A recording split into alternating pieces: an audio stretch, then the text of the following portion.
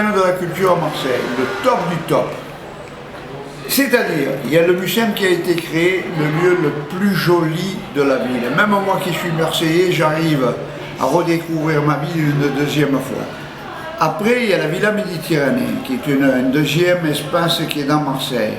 Et puis la ville est complètement transformée par rapport à cette capitale européenne de la culture.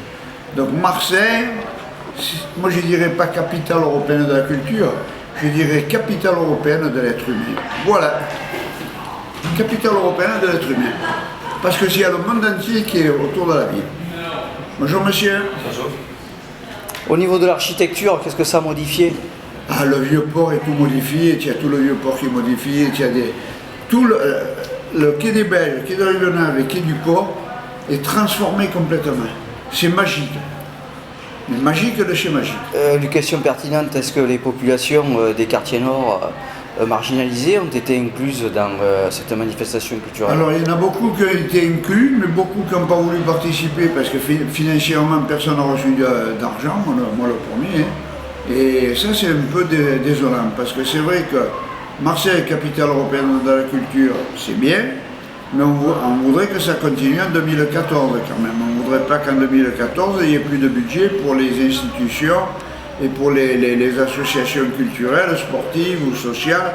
On aimerait que quand même en 2014, et je souhaite de tout mon cœur, qu'en 2014 on ait l'argent nécessaire pour continuer à produire. Et les Marseillais et les Marseillaises, elles ont réagi comment par rapport à ce projet? Les Marseillais et les Marseillaises, ils ont réagi. Pour donner un exemple, l'Expo qui est ici accrochée au fond, elle a fait 82 127 visiteurs à Marseille.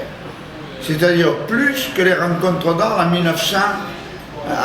2012. On a fait plus que les rencontres d'art dans le conteneur. Et ça, c'est pas moi qui chiffre, c'est à l'entrée du conteneur et à l'entrée du pavillon M, ils ont mis un compteur électronique. Le pavillon M, dans les expositions du pavillon M, au mois de mai 2013, ils ont fait 128 000 visiteurs. Et moi, j'ai fait 82 000 visiteurs dans 4 conteneurs sur l'espace Bargement. Je souhaite que ça fonctionne autant ici mais quand on dit capitale européenne de la culture, il n'y a pas que Marseille, il y a Arles, il y a Aix, il y a Avignon, il y a Aubagne, c'est la capitale européenne de la culture, mais dans plusieurs villes en même temps. Alors, à propos justement de cette exposition, est-ce que tu peux nous parler brièvement un peu de toi, de ta vie de photographe? Dans ma vie de photographe, je suis un clochard de luxe. Ça veut dire que dans la photographie, on ne gagne plus sa vie.